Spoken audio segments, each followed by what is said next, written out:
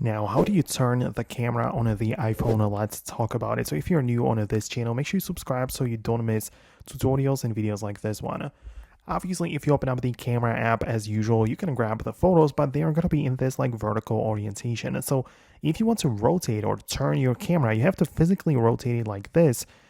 But before you do, make sure that you don't have the rotation lock enabled in the control center, right? So you need to go to the control center and make sure that the orientation lock is not like selected.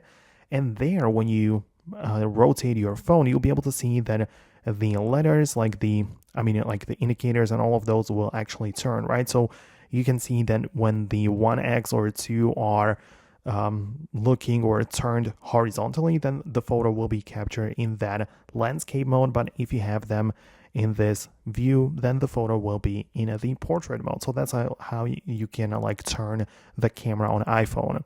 Keep in mind, however, that you still have the ability to then go to the Photos app, tap on Edit, and you'll be able to just rotate the image later on. Even if you capture it the wrong way, it's not like the end of the world, because you can always just change it and rotate it to make it fit the preferences that you had. So let me know in the comments below if you managed to make it work on your device.